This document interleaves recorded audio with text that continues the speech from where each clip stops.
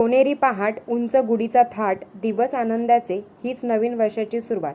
माझ्या सगळ्या स्वामी भक्तांना गुढीपाडव्याच्या आणि मराठी नवीन वर्षाच्या हार्दिक शुभेच्छा. नमस्कार सर्वांना, श्री स्वामी समर्थ. तुम्हा सर्वांचं आपल्या चॅनलमध्ये खूप खूप मनापासून स्वागत आहे. हिंदू मराठी नवीन वर्ष येत्या चैत्र शुक्ल प्रतिपदा म्हणजेच गुढीपाडवा आपण सगळेजण सज्ज झालो आहोत मराठी नवीन वर्षाचे स्वागत करण्यासाठी. आजच्या व्हिडिओमध्ये गुढीपाडव्याला आपण गुढी उभारण्यासाठी योग्य ती पद्धत, कुठला मंत्र बोलावा आणि गुढी उभारायची कशी याबद्दलचीच माहिती घेणार आहोत. तर चला व्हिडिओला सुरुवात करूया. सर्वप्रथम आपण गुढी उभारण्यासाठी लागणारं साहित्य बघूया. सगळ्यात इथं गुढी करता तांब्याचा पितळी किंवा अगदी चांदीचा तांब्या असेल तरी तांब्या घ्यायचा आहे. त्याच्यावर बघा आपल्याला स्वस्तिक काढून घ्यायचं आहे कुंकाच्या साह्याने.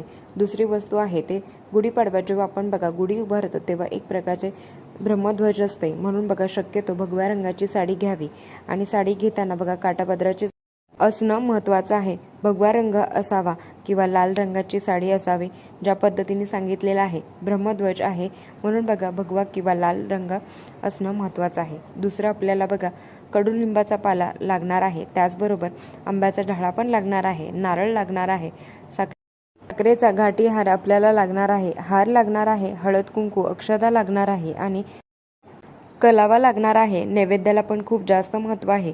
नैवेद्य कोणता असणार आहे तर तो पण सांगणार आहे. तर गुळ आणि कडुलिंबाचे पाले हे आपल्याला नैवेद्य आपल्याला गुढीला दाखवायचा असतो. हे सगळं बघा साहित्य होतं. गुढीला लागणारं साहित्य महत्त्वाचं. वेळूची काठी. वेळूची काठी बघा कुठल्याही दुकानात मिळून जाईल. वेळूची काठी भरीव असावी. तर वेळूची काठी आपल्याला बघा धुवून घ्यायची आहे आणि संपूर्ण काठीला ते तेल लावून घ्यायचं आहे. गुढीसाठी लागणारं सगळ्यात महत्त्वाचे तर ती साडीच्या प्लेट करायच्या आणि साडी वेळूच्या काठीला लावायची. हिंदू संस्कृतीमध्ये पहिला सण म्हणजेच गुढीपाडवा सर्वात महत्त्वाचा.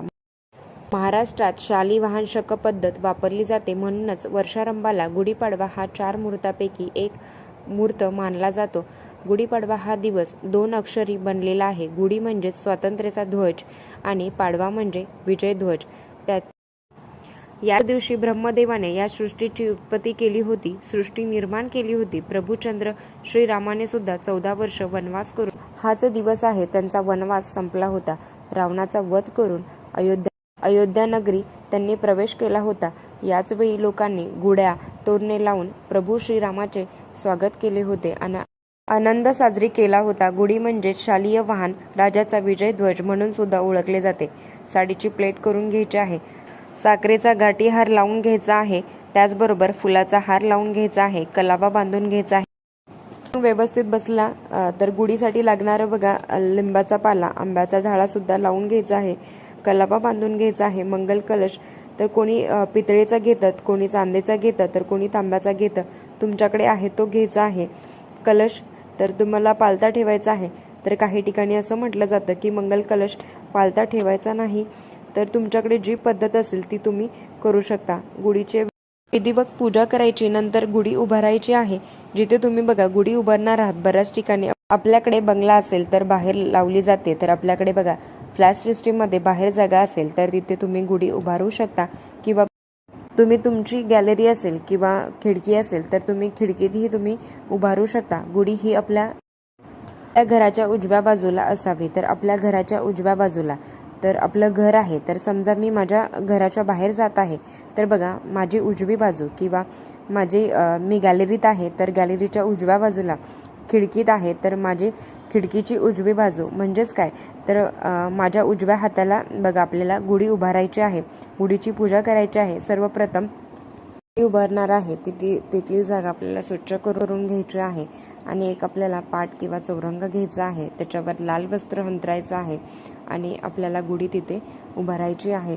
तर बघा सर्वप्रथम आपल्याला दिवा लावून घ्यायचा आहे, हळदी कुंकू अर्पण करून घ्यायचं आहे, फूल अर्पण करून घ्यायचं आहे. एक ध्यान मंत्र म्हणावा. ब्रह्मध्वज नमस्तेस्तुं सर्वाभीष्टं फलप्रदं प्राप्तिं अस्मिन् संवत्सरे नित्यं मदगृहे मंगलम कुरु. हा मंत्र म्हणायचा. ओम ब्रह्मध्वजाय नमः आणि नंतर आपल्याला गुढी उभारायची असते आणि गुढीची पण उभारल्यानंतर त्याची पण विधिवत पूजा करायची असते. वेरूच्या काठीलाही त्याला हळदी कुंकू लावून घ्यायचं आहे. वरती जिथे कलश ठेवलेला आहे तिथे पण गुढीला पूजा करायची आहे।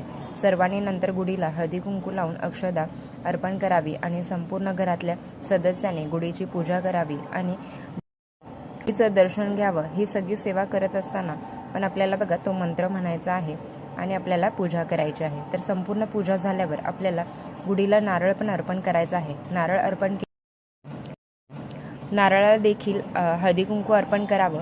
नंतर बघा दुपारी तुम्ही तो नारळ वाढवू शकता।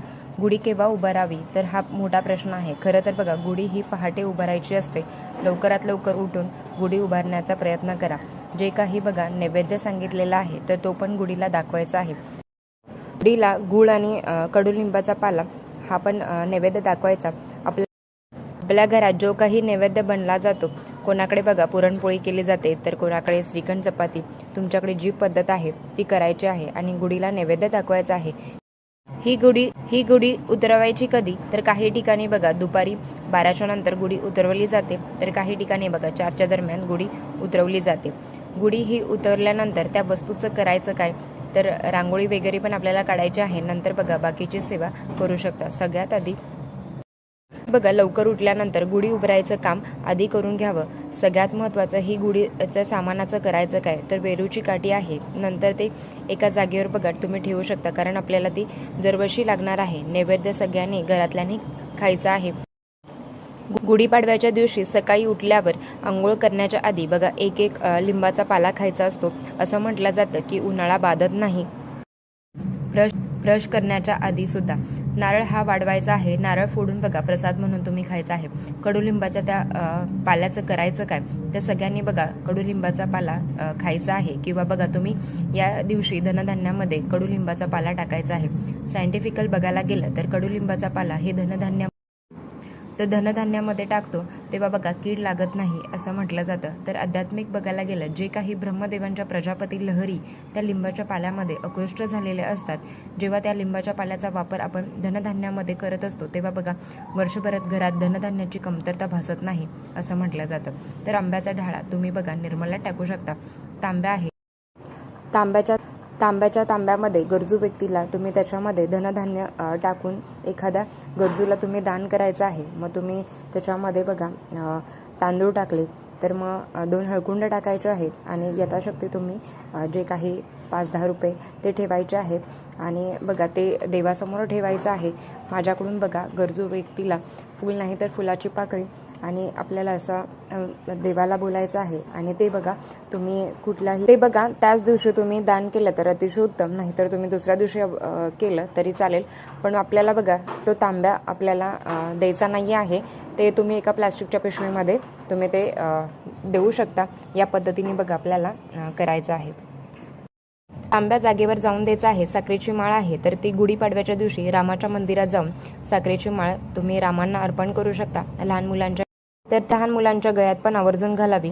तर आपण ती साखरेची गुढी ठेवत असतो तर तेव्हा बघा आपण असं पण साखर खाल्ली तर आपल्याला ठसका लागतो, पण ती साखरेची गुढी उन्हात ठेवली जाते तेव्हा बघा त्यातला गोडवा बऱ्या प्रमाणात कमी होतो आणि तो बाधत पण नाही। हार निर्मला टाकून द्यायचा आहे आणि साडीचं करायचं काय तुम्ही स्वतःही बघा साडी परिधान करू शकता। गुढीपाडव्याची साडी नवीन वापरायची आहे, तुम्ही बघा नवीन आणली तरी हरकत नाही। या पद्धतीने आपल्याला बघा गुढी उभारायची आहे। गुढी ब्रह्मध्वज आहे आणि आपल्याला नवीन वर्षाचं स्वागत हे ब्रह्मध्वज उभारूनच तुम्हाला करायचं असतं। याच पद्धतीने आपल्याला बघा गुढी उभारून हिंदू नवीन वर्षाचं स्वागत करायचं आहे। तर आजच्यासाठी इतकंच। आजचा व्हिडिओ इथेच थांबवते। आवडला असेल तर लाईक, शेअर, सबस्क्राईब। परत भेटूया अशाच नवीन व्हिडिओसोबत। तोपर्यंत धन्यवाद। श्री स्वामी समर्थ।